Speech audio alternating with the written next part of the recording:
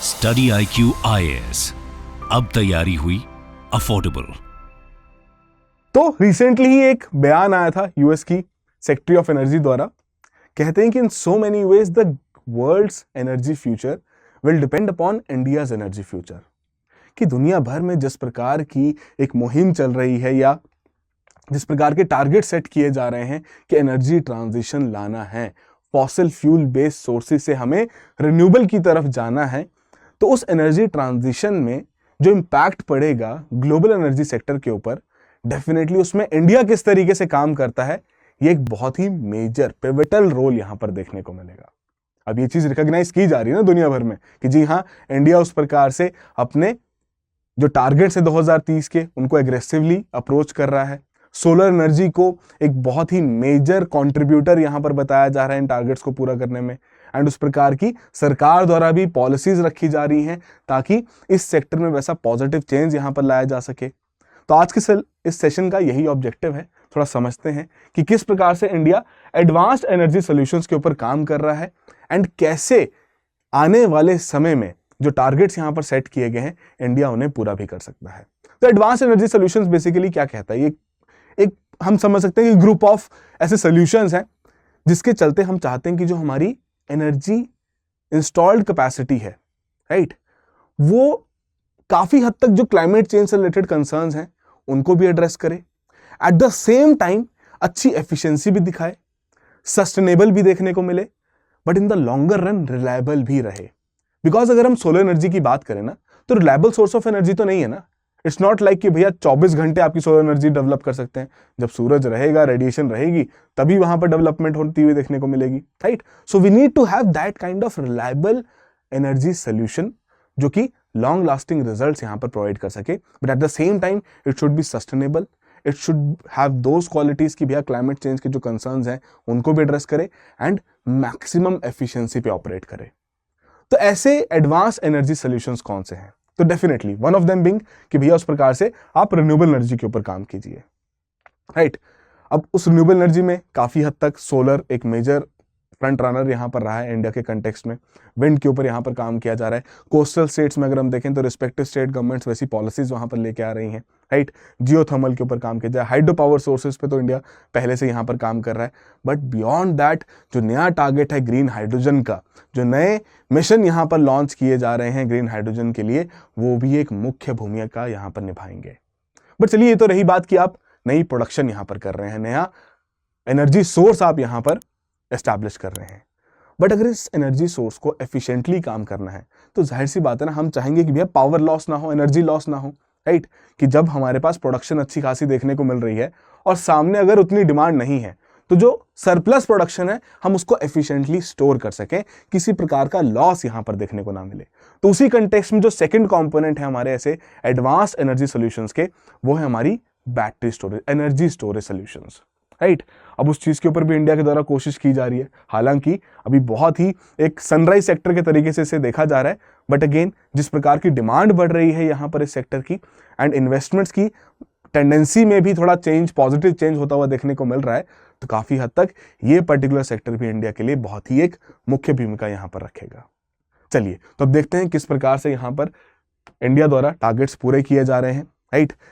पर in the longer run अगर देखा जाए, जो भी टारगेट्स यहां पर सेट किए जाते हैं, जैसे 2030 के लिए टारगेट सेट किया गया है कि जितनी भी हमारी इंस्टॉल्ड कैपेसिटी होगी 50% से ज्यादा हम रिन्यूएबल एनर्जी के ऊपर भरोसेमंद रखेंगे। अब इस प्रकार के टारगेट्स को पूरा करने के लिए definitely we need to have that kind of capital assets. हम वैसे इंफ्रास्ट्रक्चर क्रिएट करेंगे ना, तभी वो चीज हो पाएगी। बट वैसा इंफ्रास्ट्रक्चर क्रिएट करने के लिए भैया वैसी इन्वेस्टमेंट भी चाहिए, है कि नहीं? तो क्या हमारे देश में इन्वेस्टमेंट के ऊपर कुछ प्लान्स बनाए जा रहे हैं? जी हाँ, बिल्कुल। India is planning to invest 31 lakh crore rupees in green energy push by 2030, जिसमें से 19 लाख सिर्फ और सिर्फ आपके रिन्यूएबल्स के ऊपर ही यहां पर खर्च किया जाएगा, राइट। एंड डेफिनेटली अगर ये जो ग्रीन एनर्जी पुश में अगर आप कहेंगे कि भैया सिर्फ 19 लाख रिन्यूएबल्स पे, बाकी कहां पे, तो बाकी भैया जो आपकी बैटरी सॉल्यूशंस को डेवलप करने पे किया जा रहा है, क्योंकि एनर्जी लॉस एक मेजर कंसर्न है। We need to have that kind of a storage solution जो कि एक रिलायबल सोर्स ऑफ एनर्जी हमें प्रोवाइड कर सके, क्योंकि जब अगर प्रोडक्शन नहीं है तो यही बैटरी सिस्टम्स हैं जो कि आपको एक कंटिन्यूअस पावर सप्लाई वहां पर प्रोवाइड करके दे सकते हैं। तो कहीं ना कहीं इन्वेस्टमेंट के बिना तो ये बात नहीं बनेगी। और अगर थोड़ा से और फैक्ट्स की भी बात करें तो कहा जाता है कि जितना पिछले 7 सालों में खर्चा हुआ है रिन्यूएबल एनर्जी को फोकस करने के लिए, कहीं ना कहीं उससे 2 गुना या उससे ज्यादा खर्चा यहां पर करना पड़ेगा आने वाले 7 सालों में, अगर हम इन टारगेट्स को पूरा करना चाहते हैं। एंड जो लॉन्ग लास्टिंग टारगेट है हमारे विकसित भारत के 2047 के, 2070 के नेट कार्बन न्यूट्रलिटी के, तो उन केस में भी इन्वेस्टमेंट के बिना भैया ये बात नहीं बनेगी। तो ये इन्वेस्टमेंट का जो पैटर्न है ऑलरेडी हमें इंक्रीजिंग होता हुआ देखने को मिला है, एंड आगे इसको थोड़ा और कहा जा रहा है कि भैया एक्सपोनेंशियल लेवल पे ग्रोथ होगी तभी यहां पर बात बन पाएगी। तो जो ऑलरेडी यहां पर इन्वेस्टमेंट की जा चुकी है, क्या उसका कुछ पॉजिटिव रिजल्ट हमें देखने को मिला है? जी हाँ, बिल्कुल। एक नया माइलस्टोन यहां पर हिट किया इंडिया ने कि ऑफ द टोटल कैपेसिटी अब 46.3% हमारी रिन्यूएबल एनर्जी से है। अब इसमें थोड़ा सा डेटा की बात भी आ जाती है कि भैया ये क्या एक्चुअली में इतना है। तो देखिए पहले क्या था, जो आपके लार्ज हाइड्रो प्रोजेक्ट्स थे उन लार्ज हाइड्रो प्रोजेक्ट्स को इंक्लूड नहीं किया जाता था, ठीक है। सिर्फ small hydro projects less than 25 megawatt उन्हीं को एज रिन्यूएबल एनर्जी यहां पर मानते थे। बट अब यहां पर सरकार ने डिसाइड किया कि भैया उन्हें भी इंक्लूड करेंगे, वो भी एक फॉर्म ऑफ रिन्यूएबल एनर्जी है। तो काफी हद तक जो ऑलरेडी इंस्टॉल्ड ऐसे प्रोजेक्ट्स थे उनको जब इंक्लूड किया गया तो डेफिनेटली एक पुश मिला इस नंबर में, राइट। एंड 2030 का टारगेट है ना कि भैया 50% हमें अचीव करना है, बट जो इनिशियल टारगेट था वो तो 40% का था। ये तो फिर एग्रेसिव अप्रोच फॉलो करते हुए 50% यहां पर सेट कर दिया गया। तो एटलीस्ट 40% वाला जो टारगेट था वो तो हम अचीव कर चुके हैं, which is a very commendable effort, right. कि सिंस जिस प्रकार का हमारी डिपेंडेंस है कोल के ऊपर, तो कहीं ना कहीं वो डिपेंडेंस भी धीरे धीरे कम होती हुई देखने को मिल रही है। एंड बहुत सारी इंडस्ट्रीज भी हैं यार जो कि कोल सेक्टर के ऊपर डिपेंडेंट है। इट्स नॉट लाइक कि आप एनर्जी ट्रांजिशन बहुत ईजिली कर सकते हो, है ना, क्योंकि अगर ऑलरेडी एस्टैब्लिश इंडस्ट्रीज हैं, इतने सारे लोग हैं जो कि एक सेक्टर के ऊपर, एक कमोडिटी के ऊपर डिपेंडेंट है अपने लाइवलीहुड के लिए, तो आप सडनली अगर ट्रांजिशन करोगे तो डेफिनेटली कितना ज्यादा मेजर जॉब लॉस होगा, कितना सोशल अनरेस्ट वहां पर क्रिएट हो सकता है। So it has to be gradual in nature and at the same time कहीं ना कहीं ये इंश्योर करना बहुत जरूरी है कि जितने भी लोग ऐसे सेक्टर्स के ऊपर डिपेंडेंट हैं, राइट, उनके लिए भी कोई ऑल्टरनेटिव एवेन्यूज वहां पर खोजे जा सके, उनको भी थोड़ा अपस्किल किया जा सके ताकि वो भी इस एनर्जी ट्रांजिशन के साथ अपनी स्किल ट्रांजिशन यहां पर करें एंड डेफिनेटली उनका जो लाइवलीहुड का सोर्स है वो भी वहां पर प्रोटेक्टेड रहे, राइट। चलिए, ये तो बहुत कमेंडेबल एफर्ट यहां पर देखने को मिल रहा है कि उस प्रकार से भारत सरकार द्वारा फोकस रखा जा रहा है। बट क्या सिर्फ यहां पर केंद्रीय सरकार ये जो काम कर रही है? नहीं यार, केंद्रीय सरकार के बियॉन्ड भी जो हमारी स्टेट गवर्नमेंट्स उनके द्वारा फोकस रखा जा रहा है। जैसे गुजरात ने यहाँ पर टारगेट रखा है कि भैया आपके सोलर रूफटॉप्स यहाँ पर सेट किए जाएंगे, इतनी कैपेसिटी यहाँ पर इंस्टॉल की जाएगी, और सभी स्टेट गवर्नमेंट्स इस प्रकार की पॉलिसीज यहाँ पर रख रही हैं। बल्कि बहुत सारे स्टेट गवर्नमेंट्स ने तो अब आरपीओज, रिन्यूएबल परचेज ऑब्लिगेशन साइन करना शुरू कर दिया है। क्यों कह रहे हैं कि अगर कोई भी छोटा मोटा डेवलपर है 1 मेगावाट लगाना चाहता है, 2 मेगावाट, 1 मेगावाट से कम भी लगाना चाहता है, भैया लगाए, ग्रिड में सप्लाई करे, हम उनके साथ लॉन्ग टर्म पीपीए साइन करेंगे 20 से 25 साल के, ताकि उनकी एनर्जी जो प्रोड्यूस हो रही है उसको हम यहाँ पर खरीदते रहें, है ना। एक पुश यहाँ पर रहेगा कि जो भी वो प्रोड्यूस करेंगे वो डेफिनेटली बिकेगा, डेफिनेटली सरकार उसको वहां पर खरीदेगी, राइट। तो इन सभी केसेस में फिर हम क्या देखते हैं कि उस प्रकार के जो number of small scale solar power plants हैं उनमें ग्रोथ होती हुई देखने को मिल रही है। हिमाचल में तो बहुत एग्रेसिवली फोकस रखा जा रहा है। सिंस मैं हिमाचल से बिलोंग करता हूँ, मैं बता सकता हूँ इस चीज़ के बारे में, राइट, कि वहाँ पर स्टेट गवर्नमेंट काफ़ी एग्रेसिवली पुश कर रही है। बहुत सारी स्टेट गवर्नमेंट तो पहले क्या करती थी, एक पर्टिकुलर टेंडर निकालती थी कि अच्छा जिसने अप्लाई करना है कर लो इसमें, राइट। अब तो ओपन टू ऑल है कि भैया आप अपनी एप्लीकेशन सबमिट करो, सारे अगर ड्यू डिलिजेंस क्लियर रहेगा तो आपको वहाँ पर परमिशन मिल जाएगी सोलर पावर प्लांट लगाने के लिए। बट बियॉन्ड दैट अब दोबारा से फोकस किस चीज़ के ऊपर आ रहा है? रूफटॉप सोलरेशन के ऊपर, कि ऑलरेडी स्कीम थी पहले की, ठीक है, पिछले डेकेड का ऑलरेडी एक स्कीम चल रहा था रूफटॉप सोलरेशन का, उसी को अब हर घर बिजली योजना में कन्वर्ट किया गया। तो स्कीम में कोई चेंज नहीं आया, बट यहां पर उस स्कीम को दोबारा रिवैम्प करने का ऑब्जेक्टिव क्या था कि जो पुरानी स्कीम के चलते जो पैटर्न्स देखे गए, जो डेटा देखा गया, उसमें पाया गया कि यार सिर्फ और सिर्फ इंडस्ट्रियल या कमर्शियल यूनिट्स में रूफटॉप सोलराइजेशन हुई है, रेजिडेंशियल में नहीं हुई है। अब दोबारा से उसको रिवैम्प कर रहे हैं ताकि रेजिडेंशियल एरियाज में उस वैसी अवेयरनेस वहां पर लाई जा सके, लोगों के अमंग अडेप्टेबिलिटी लाई जा सके कि भैया आप भी लगाइए इस प्रकार का रूफटॉप सोलरेशन, बाकी सब्सिडी पैटर्न तो वहां पर अवेलेबल है ही, राइट। तो काफी हद तक जो इंडिया का रिन्यूएबल एनर्जी का पुश है उसमें सोलर एनर्जी का जो कंट्रीब्यूशन रहा है भैया, इसको तो हम बिल्कुल भी नजरअंदाज नहीं कर सकते। और कहीं ना कहीं यही कंट्रीब्यूशन और आगे जाते स्केल अप होते हुए डेफिनेटली जो हमारे इंटेंडेड टारगेट्स हैं हम उनको भी यहां पर पूरा कर पाएंगे, राइट। चलिए, ये तो रही बात की प्रोडक्शन में इंक्रीज होता हुआ देखने को मिल रहा है, बट इस बढ़ती हुई प्रोडक्शन का जो इंक्रीज है उसको एफिशिएंटली अगर स्टोर करना है, एनर्जी लॉसेस को मिनिमाइज करना है, so we need to have that kind of battery storage solutions का इंफ्रास्ट्रक्चर। उसके बिना ये चीज पॉसिबल नहीं है, राइट? अगर हमें इस चीज को रिलायबल बनाना है, लॉन्ग लास्टिंग बनाना है, तो डेफिनेटली हमें जब पीक आवर्स में जनरेशन अच्छी खासी हो रही है तो सरप्लस जो भी प्रोड्यूस हो रहा है उसको एफिशिएंटली स्टोर भी करना पड़ेगा। अब वही चीज कही जा रही है कि भैया ऑलरेडी अच्छे यहाँ पर डेटा सेट देखने को मिल रहे हैं कि भैया 4 फोल्ड यहाँ पर इंक्रीज हो चुका है बैटरी एनर्जी कैपेसिटी में, बट इट्स नॉट इनफ, इससे बियॉन्ड हमें यहाँ पर चाहिए। इसीलिए तो उस प्रकार के इन्वेस्टमेंट प्लान्स हमें यहाँ पर सेट करने पड़ेंगे ताकि हम बेहतर बैटरी एनर्जी सॉल्यूशंस यहाँ पर क्रिएट कर सकें। बट अगेन बहुत फ्यूचर पर्सपेक्टिव है, यू नेवर नो किस तरीके से इन्वेस्टमेंट्स आएंगी, कैसे फेवरेबल यहाँ पर प्रैक्टिसेस लाई जाएंगी या फेवरेबल पॉलिसीज यहाँ पर लाई जाएंगी सरकार द्वारा। ऑल दो पर फोकस पूरा रखा जा रहा है, बट हाँ एक बहुत क्रूशियल सेक्टर यहाँ पर बन चुका है बैटरी एनर्जी सॉल्यूशंस का, एंड बहुत सारे स्टार्टअप्स भी हैं जो कि इस चीज के ऊपर काम कर रहे हैं, राइट? चलिए, तो रही बात रिन्यूएबल एनर्जी की production as well as storage के बारे में। अब बात करते हैं जो एक नया फोकस यहां पर इंडिया का है, ग्रीन हाइड्रोजन। कि हाइड्रोजन के यूज केस की बात करें तो भैया मल्टीपल है, इंडस्ट्रियल यूजेस में यूज हो रहा है, ऑटोमोटिव आपकी एप्लीकेशंस में वहां पर यूज होता हुआ देखने को मिलता है। बट जो हाइड्रोजन हम प्रोड्यूस कर रहे थे अभी तक, क्या वो हाइड्रोजन क्लीन थी? ऐसे एज अ सोर्स देखा जाए तो भैया क्लीन फ्यूल है, राइट? कोई एमिशंस नहीं है, बट उसको प्रोडक्शन में लाते हुए या प्रोडक्शन में किसी प्रकार के एमिशंस देखने को मिल रहे थे। जी हाँ, बिल्कुल। कि अगर वहां पर इलेक्ट्रोलिसिस की प्रोसेस के थ्रू हाइड्रोजन प्रोड्यूस की जा रही है तो इलेक्ट्रोलिसिस की प्रोसेस करने के लिए बिजली तो चाहिए होगी। अगर वही बिजली किसी कोल पावर प्लांट से आ रही है तो भैया एमिशंस तो हो रहे हैं।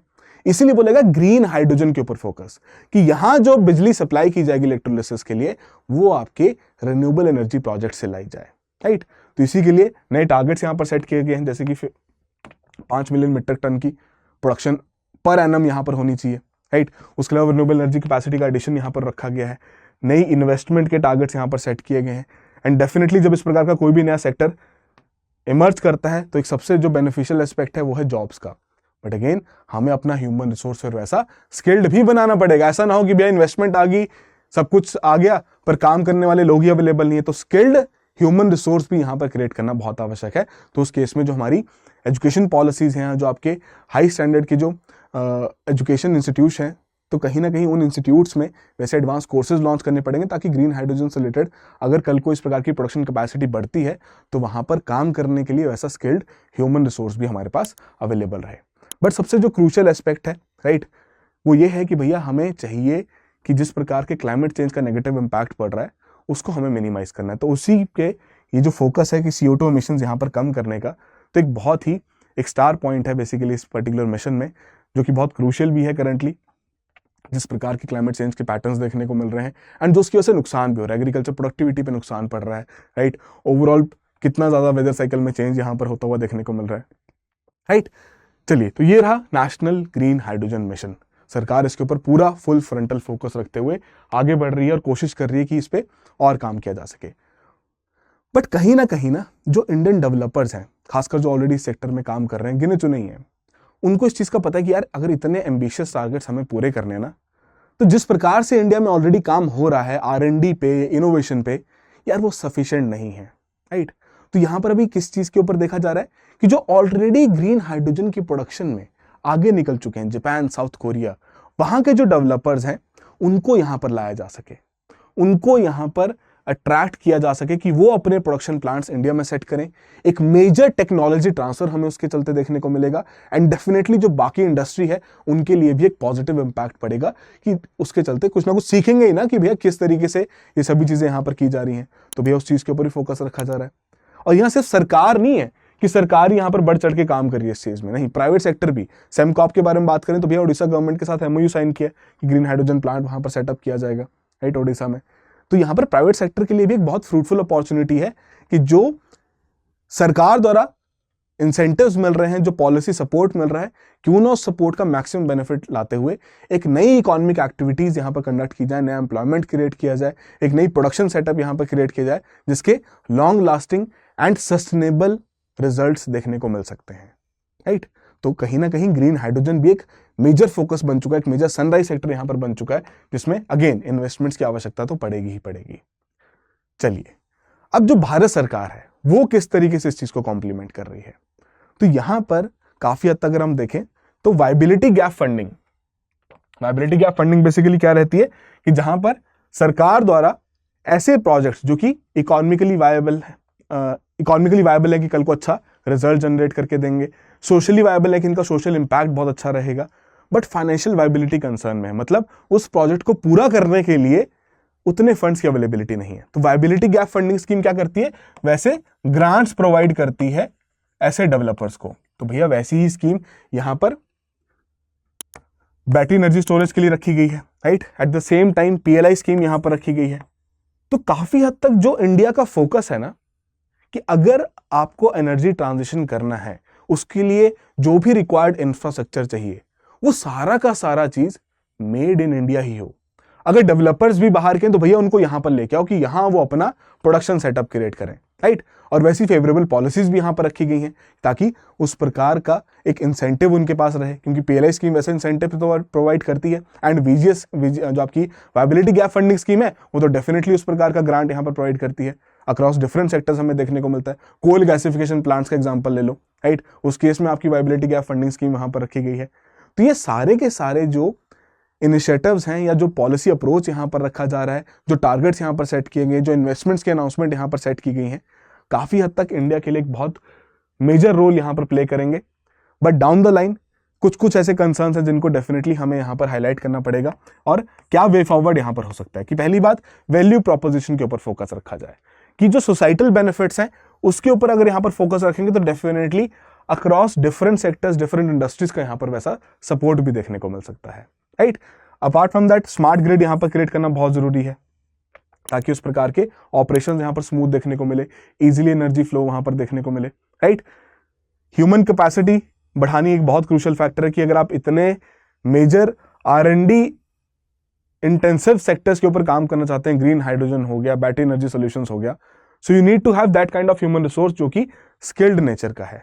तो वैसे आपको security experts, IT experts, system level planners, इन सभी की यहां पर आवश्यकता पड़ेगी, जिस केस में ये चीजें पूरी करने के लिए आपको वैसी ट्रेनिंग प्रोवाइड करवानी पड़ेगी, वैसे ट्रेनिंग इंस्टीट्यूट्स को अपना करिकुलम में यहां पर चेंज लाना पड़ेगा, तभी ये चीज एक फॉरवर्ड लुकिंग अप्रोच को देखते हुए एक बेटर टारगेट यहां पर अचीव कर सकती है।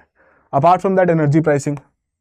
अब इस केस में time of the day pricing के बारे में बात की गई थी कि जब आपके पीक आवर्स हैं तो भैया थोड़ा ज्यादा टैरिफ चार्ज करो ताकि थोड़ा एक तरीके से डी इंसेंटिवाइज किया जा सके, लोगों को बोला जाए कि भैया फालतू में एनर्जी कंज्यूम वहां पर ना की जाए, राइट। और जब आपके पीक आवर्स नहीं है, नॉर्मल आवर्स हैं, तो उस समय पे आपकी कम एनर्जी रेट वहां पर चार्ज किया जाए। तो इसकी भी इंप्लीमेंटेशन के ऊपर यहाँ पर काम किया जा रहा है ताकि उस प्रकार से जो भी पावर डिफरेंसेस हैं उसको रिकॉग्नाइज किया जा सके एंड बेहतर तरीके से एनर्जी यूज को यहाँ पर हाईलाइट किया जा सके, ताकि सभी के अमंग ये पर्टिकुलर चीज अडेप्ट हो। क्योंकि अगर कोई भी चीज फ्री ऑफ कॉस्ट मिल रही होगी या कम रेट पे मिल रही होगी तो हमने तो इंडियन कंटेक्स्ट में देखा कि भैया उसकी उतनी वैल्यू नहीं रखी जाती, राइट।